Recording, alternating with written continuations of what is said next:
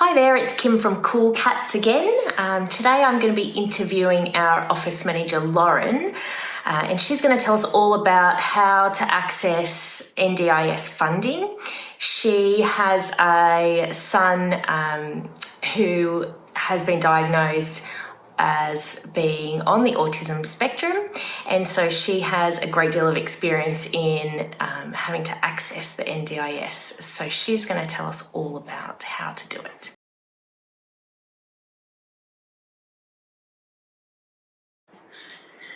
So Lauren, my child has just been diagnosed with a delay or a condition that qualifies them for NDIS funding. What is the first step in accessing the NDIS? Okay, so first what you would need to do is log on to the NDIS website, ndis.gov.au, have a look around at the information on the website, lots of important information that you need to have a read up on first, and then you would actually give their call centre a call, 1800 800 110, and you would speak to a rep on the phone. What they would actually do is they would send you a form called Request to Access, and that form would actually have some information in there that you would need to fill out regarding your child's diagnosis. Once you've filled that form out, you can send it back to them and they'll be in contact with you.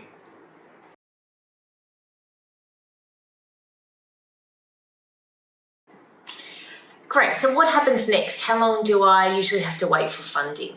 It's obviously different for every family and every child. However, you would get a call from your local area coordinator. They would ring to set up an appointment with you called a review meeting. They would either come to your home or your work, or you can attend their office. Usually takes around 2 hours, but they discuss the therapies and supports that you would need for the following year for your child. This takes into account their goals, the concerns you have, things you'd like to work towards, and what type of supports you would actually need to access. Fantastic. And what's the usual time frame to wait for funding? So after you've had your first review meeting, it can take anywhere between 1 to 2 weeks, all the way up to 12 weeks. Again, each family is different, each child is different, but your local area coordinator will be in contact with you to let you know the progress.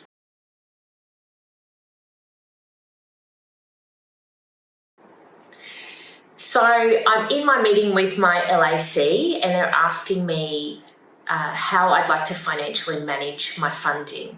What are the different ways that can happen? Mm-hmm. So there are 3 ways that you can actually manage your plan financially.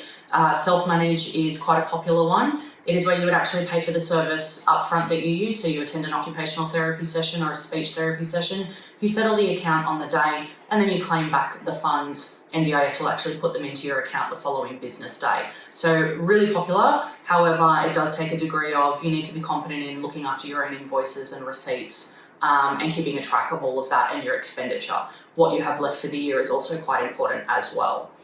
Another category is NDIA managed. So NDIS are actually managing your invoices on behalf of you. You don't need to worry about anything financial. You just turn up, attend your therapies, get the support that you need, and your service providers will actually work with you in the background, accessing your plan and having the financial side dealt with.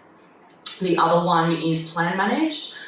You would actually find a plan, your local area coordinator would help you find a plan manager for a fee, and similar to NDIA managed, they would actually manage the payments from your service providers and you would not need to deal with that. So they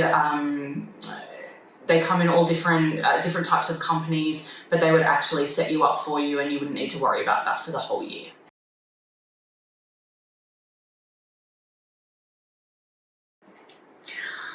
Okay, so once I have a plan, generally it runs for a year. What happens at the end of that year? So roughly 2 months before your plan ends, your local area coordinator will get in contact with you and request to have a review date meeting with you. This will discuss how therapies have gone for the current year that you've used your plan, what money you're looking at, what sort of funds you're looking at obtaining for the following year. Are we still looking at the same level of supports? And they will go through all those details with you. So that's roughly about 2 months before your plan actually ends. Fantastic. So when they call me, what are the next steps? What do I have to do?